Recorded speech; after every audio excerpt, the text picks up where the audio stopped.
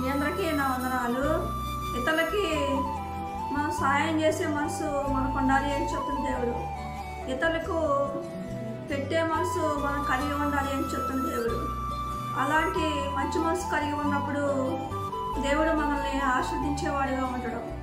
మన కుటుంబాన్ని కూడా దేవుడు ఆస్వాదించేవాడుగా ఉంటాడు.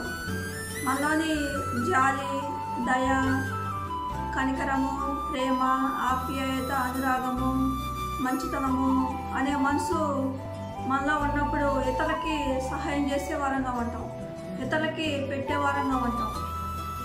మనలోని జాలి, దయ, కనికరము, ప్రేమ, ఆప్యాయత, మంచితనము అనే లక్షణాలు మనలో లేకుండా ఉన్నట్లయితే ఇతరులకి సహాయం చేయలేము, ఇతరులకి ఏది కూడా పెట్టలేము. మనలోని కుళ్ళు, స్వార్థం, అసూయ, కక్షలు, కోపాలు, స్వప్రయోజనం విచారించుకోవటం, అపకారాన్ని మనసులో ఉంచుకోవటం, ఇతరులకు కీడు చేసే మనసు, ఇతరులకు హాని చేసే మనసు, కక్షలు తీర్చుకునే మనసు,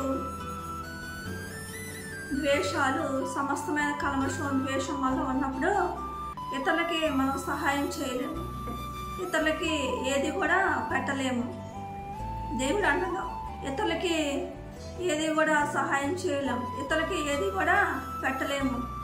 దేవుడు అంటున్నాం, ఇతరులకి సహాయం చేసేవారు, ఇతరులకి పెట్టే మనసు కలిగిన వారు మనం సొంతంగా కష్టపడి సంపాదించి ఆ కష్టపడి సంపాదించిన సంపాదనతో ఇతరులకి మనం సహాయం చేసే వారంగా ఉండాలి అని చెప్తున్న దేవుడు. ఇతరులకి పెట్టే వారంగా ఉండాలి అని చెప్తున్న దేవుడు. కొంతమంది కుటుంబ సభ్యులను పోషించుకోవటానికి కూడా బంధువులు, స్నేహితులు ఇంటికి వచ్చినప్పుడు వారికి మంచి మనసుతో భోజనం పెట్టడానికి కూడా ఇష్టపడరు. కుళ్ళు, స్వార్థం, అసూయ చూపించేవారుగా ఉంటారు.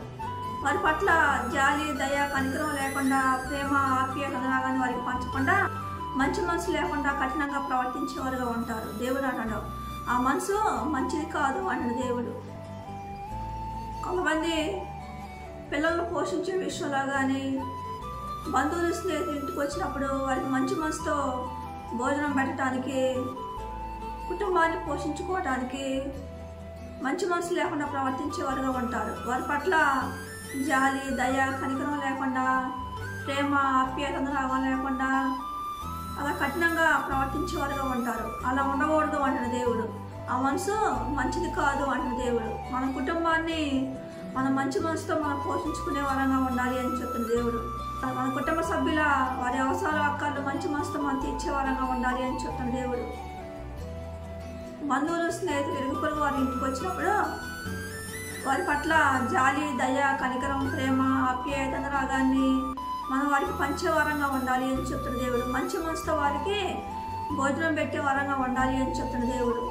మనలోని ఇతరుల మీద, మన బంధువుల మీద కానీ, మన కుటుంబ సభ్యుల మీద కానీ కుళ్ళు, స్వార్థం, అసూయ, కక్షలు, కోపాలు, పగలు, ద్వేషములు మనలోని ఉన్నప్పుడు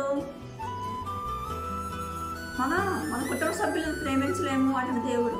వారి అవసరాలు, అక్కర్లు తీర్చలేము అంటున్న దేవుడు. మన బంధువులు, స్నేహితులు ఇంటికి వచ్చినప్పుడు కూడా వారి అవసరాలు, అక్కర్లు మనం తీర్చలేము అంటున్న దేవుడు. వారి ఇంటికి వచ్చినప్పుడు మంచి మనసుతో వారికి భోజనం పెట్టలేము అంటున్న దేవుడు. అందుకే దేవుడు అంటాడు, మీరు జాలిగల మనసును, దయగల మనసును, దయాళత్వమును మీరు అలాంటి మనసు కలిగి ఉండండి అంటున్న దేవుడు. మనలోని చెడు లక్షణాలు ఉన్నట్లయితే ఎవరికి కూడా మనం ప్రేమను పంచలేము. ఇంటికి వచ్చిన బంధువులకు కూడా మంచి మనసుతో భోజనం పెట్టలేము అంటున్న దేవుడు. మన కుటుంబ సభ్యుల అవసరాలు, అక్కర్లు కూడా మనం తీర్చలేము అంటున్న దేవుడు. అందుకే మనం మంచి మనసు కలిగి మనం ప్రవర్తించే వారంగా ఉంటే మనకు మేలు జరిగిద్ది అంటున్న దేవుడు. మన ఆత్మీయ జీవితం కూడా పరిశుద్ధంగా ఉంటుంది అంటున్న దేవుడు. మంచి మనసు లేకుండా కుళ్ళు, స్వార్థం, అసూయ, కక్షలు, కోపం, పొగరు, గర్వం, అహంకారం, ఇతరులకు కీడు చేసే మనసు, ఇతరులకు హాని చేసే మనసు, స్వప్రయోజనాన్ని విచారించుకోవటం, అపకారాన్ని మనసులో ఉంచుకోవటం, భేదాభిప్రాయాలు చూపించటం, జాలి, దయ, కనికరం లేకుండా ప్రవర్తించే వారంగా ఉంటే, ఇతరులకు మంచితనాన్ని, ప్రేమ, ఆప్యాయతను పంచకుండా మనం ఉండేవారంగా ఉంటే మన ఆత్మీయ జీవితం పాడైపోద్ది అంటున్న దేవుడు. అలా మనం ప్రవర్తించే వారంగా ఉంటే ఇతరులు కూడా బాధపడే ఉంటారు అంటున్న దేవుడు. ఇతరులు కూడా దుఃఖపడేవారుగా ఉంటారు అంటున్న దేవుడు. ఆ మనసు మంచిది కాదు అంటున్న దేవుడు.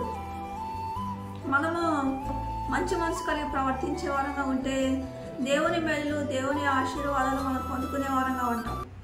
దేవుడి కొద్ది మాట దీవించిన గాక.